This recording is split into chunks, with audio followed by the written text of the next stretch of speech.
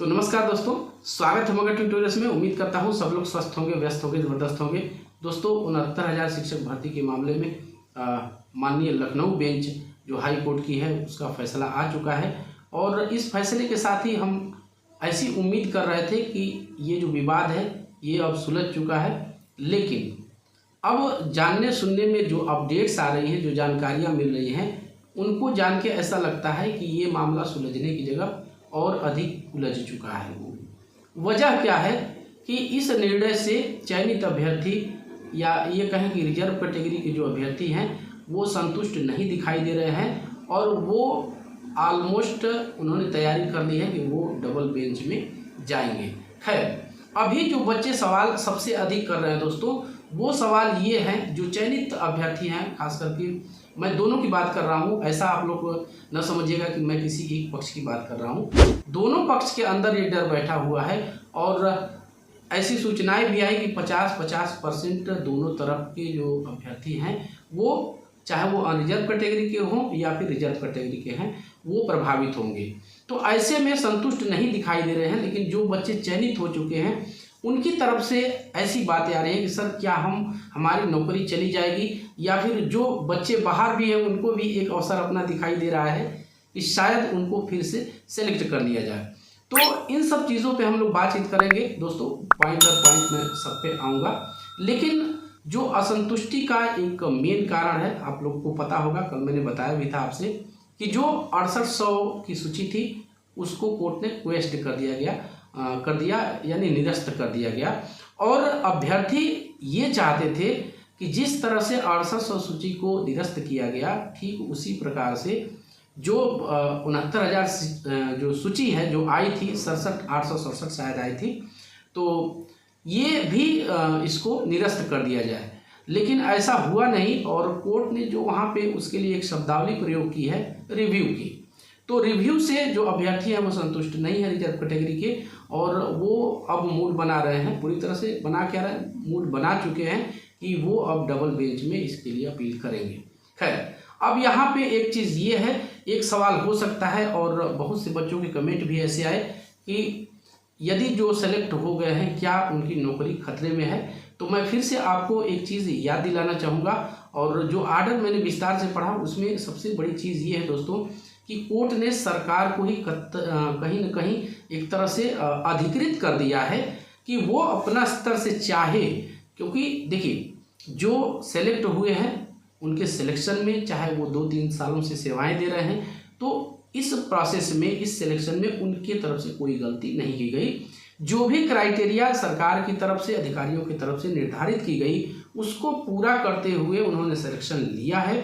तो गलती सरकार की है या यूँ कहें कि अधिकारियों की है, तो फिर इसकी सज़ा चयनित अभ्यर्थियों को क्यों मिले।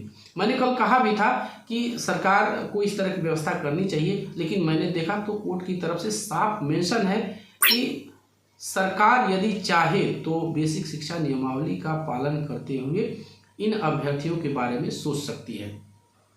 अब ऑप्शन क्या बचता है दोस्तों? ऑप्शन ये बचता है, जहाँ तक हमें लगता है बहुत समय से अभ्यर्थी मांग भी करते रहे, संपूर्ण समायोजन की।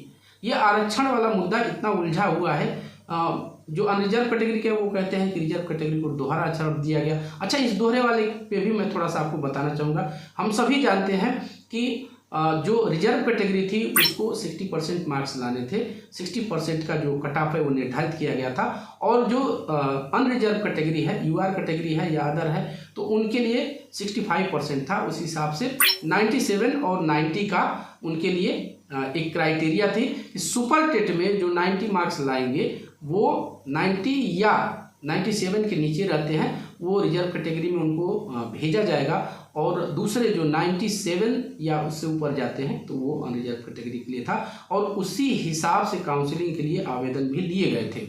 अब यहाँ पे कंडीशन क्या हो गई कि जो मान लीजिए कि 92-95 वाले हैं और उनका एकेडमिक अच्छा था, तो उनको फिर से उनका मान लीजिए कि अब 67-68 जो गुणांक फाइनली आया और उनका 70-72-75 चला गया, तो वो यूआर में चले गए, और यही इसी को दोहरा आरक्षण बता दिया गया, वहाँ पे कहा जा रहा है, और कोर्ट ने इसको कहीं न कहीं माना भी है। तो ये सारी चीज़ें हैं। तो ऐसा नहीं है कि ये जो आदेश आया है रिव्यू का, इससे केवल जनरल या अनरिजर्व कैटेगरी के ही कैंडिडेट्स प्रभावित होंगे, बल्कि सच्चाई ये है कि रिजर्व कैटेगरी के कैंडिडेट भी इससे प्रभावित हो सकते हैं। और यही कारण है कि अब अभ्यर्थी डबल बेंच में जाने का मूड बना रहे हैं, और 1-2 दिन में आपको ऐसा पता चलेगा कि ये मामला अब डबल बेंच में जा चुका है। तो अभी के लिए क्या करें, अभी आप लोग बिल्कुल परेशान न होइए। एक कहावत है दोस्तों, हमारे देहात में एक कहावत कही जाती है भोजपुरी में, और एक हमारे सीनियर अध्यापक थे, वो कहते थे, बार बार इस बात को कहते थे कि जेके पियवा माने उहे गोरिया सुहागिन। तो ये कहीं ना कहीं कोर्ट ने भी सरकार को अथराइज किया है कि वो अपनी तरफ से यदि चाहे तो फिर इनका भी समायोजन वो कर सकते हैं, और आरक्षण का जो नियम है, जो आरक्षण दिया गया है, उसको भी वो पूरा कर सकते हैं। तो यहाँ तो इशारा यही है कि नए पद सृजित करके, नए पद ला करके सरकार ऐसा कर सकती है, या अनचैलेंज्ड पद हैं जो, जिन पदों पे कोई दावा, जैसे किसी की मृत्यु हो गई या फिर कोई रिटायर हो गया या किसी ने छोड़ दिया, तो इस तरह के कितने पद हो सकते हैं, संख्या काफ़ी बड़ी है। लेकिन यदि नए पद लाकर भी सरकार ये करने की कोशिश करती है, तो फिर जो मैंने कल ही आपसे कहा था कि जो बीएड डीएलएड करके 5 सालों से इंतजार कर रहे हैं भूखे प्यासे, वो तुरंत कोर्ट भागेंगे, और ये कतई सरकार के लिए आसान नहीं होगा। तो अब क्या हो सकता है, अब यही हो सकता है कि सरकार एक संपूर्ण समायोजन का प्रोसेस लाए, और ये कैसे संभव होगा ये विद्वान अधिकारी ही समझेंगे दोस्तों, हम इस चीज़ को नहीं बता सकते। और इनकी विद्वता का अंदाज़ा अधिकारियों के आप यही लगा सकते हैं इसी से, कि ये मामला अब पूरी तरह से, ये भर्ती जो है कोर्ट के चक्कर में फंस चुकी है। तो अब वही विद्वान अधिकारी इसका समाधान निकालेंगे कि आगे क्या किया जा सकता है। फिलहाल यदि हमें जहाँ तक लगता है, यदि हम अपने विचार देना चाहें इस पे, तो सरकार कोई एक बड़ी वैकेंसी ला करके और इन कैंडिडेट्स को भी शामिल करते हुए, नए जो बैठे हैं उनको तो शामिल करेगी ही, क्योंकि अगर नहीं करेगी तो फिर वही अवसर छीने जाने का मामला फंसेगा वहाँ पे, और फिर से मामला वही कोर्ट कचहरी का हो सकता है। तो जो नए कैंडिडेट्स हैं, जो 4-5 सालों से इंतज़ार कर रहे हैं, उनको शामिल करते हुए इनको कुछ अपनी तरफ से रिलैक्सेशन देके, चाहे वो जिस तरह से हो सकता है, ये काफ़ी कानूनी दावपेच का मामला है, तो इस तरह से इनकी शिकायतों को वो दूर कर सकती है। फिलहाल देखने वाली चीज़ होगी। अभी अपडेट्स आई थी, आप देख सकते हैं कि सरकार जो रिव्यू है उसके तैयारियों में जुट गई है, और वो काम भी वो शुरू कर रही है। तो सरकार तो करेगी, लेकिन इधर अभ्यर्थी भी, जैसा कि मैंने आपको बताया, कि कोर्ट जाने की मूड में है पूरी तरह से। तो दोस्तों अब तक की यही न्यूज़ है, और सारी चीज़ें मैं समझता हूं कि आपको समझ में आ गई होगी। जैसे कोई नई इन्फॉर्मेशन आती है तो ज़रूर आपसे अपडेट किया जाएगा। फिलहाल कंक्लूजन हम यही कह सकते हैं कि ये वैकेंसी अब बुरी तरह से फंस चुकी है, और अब कोर्ट चलेगा। अभी डबल बेंच होगा, फिर इसके बाद सुप्रीम कोर्ट होगा, और फिर आगे क्या होता रहेगा, बात वही आएगी कि यदि सरकार चाहती है, यदि सरकार के अंदर इच्छा शक्ति है, और वो चाहती है कि चयनित छात्र कम से कम प्रभावित ना हो, चाहे वो किसी कैटेगरी के हो, तो वो व्यवस्था कर सकती है। अब वो किस तरह से करेगी ये देखने वाली बात होगी। तो बस दोस्तों यही था आज की इस वीडियो में। उम्मीद करते हैं कि आपको ये वीडियो पसंद आई होगी, और चलते चलते हमेशा की तरह वही रिक्वेस्ट देता हूँ कि कृपया आप इस चैनल को लाइक, शेयर और सब्सक्राइब जरूर कीजिए दोस्तों। जब आप ऐसा करते हैं तो हमें एक मोटिवेशन ज़रूर मिलता है। मिलते हैं अगली वीडियो में, तब तक के लिए नमस्कार।